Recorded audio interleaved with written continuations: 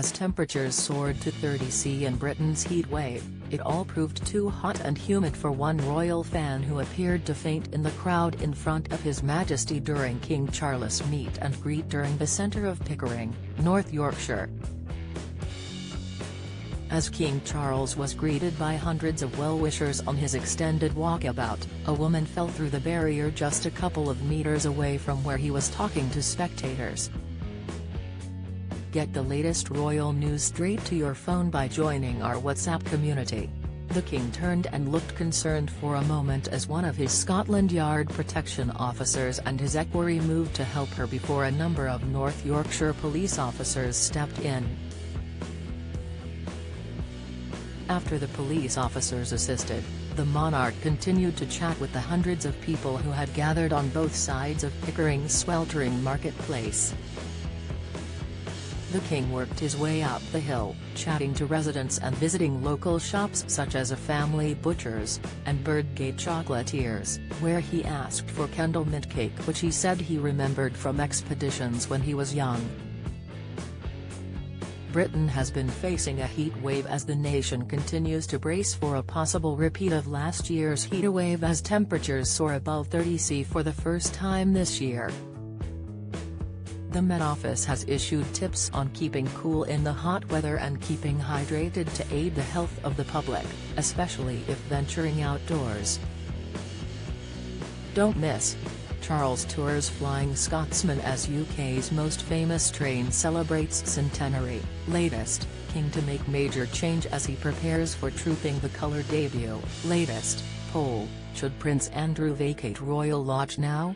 Poll, during a visit celebrating the 100th anniversary of the world's most famous locomotive, the Flying Scotsman, King Charles boarded the footplate of the engine to see how the train worked after pulling into Pickering, North Yorkshire. The 74-year-old monarch travelled on the scenic North Yorkshire Moors Railway from Gromont into the town to celebrate both the locomotive's centenary and the 18-mile Heritage Line's 50th anniversary. Driver Chris Cubitt showed him around the cabin afterwards after inviting him to his house for tea. Mr. Cubitt said, "As a regular because he has been here before when he opened the station in 2000. I invited him in for tea, but he said he couldn't come." King Charles also visited St. Peter and St. Paul's Church, which is renowned locally for its medieval wall paintings, and he was also given a guided tour by Dr. Kate Giles, co-director of the Centre for the Study of Christianity and Culture and senior lecturer at the University of York. Throughout the day, many spectators, visitors and well-wishers braved the heat to talk to His Majesty. King Charles also chatted to the bell ringers who had provided a musical backdrop to his visit. As he signed the visitor's book, the King was told by the Reverend Gareth Offa that Queen Mary had visited the church in 1937. The monarch's visit was part of a program of events to celebrate 100 years since the train entered service and 50 years of the North Yorkshire Moors Railway. On Monday morning, North Yorkshire Moors Railway took to Twitter to discuss the King's visit.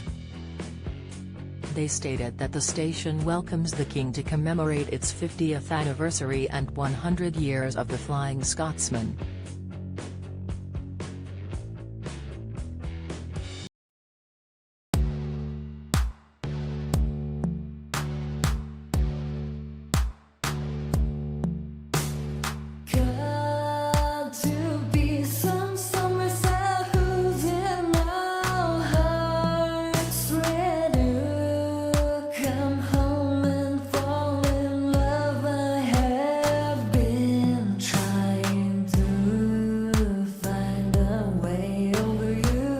To aspire.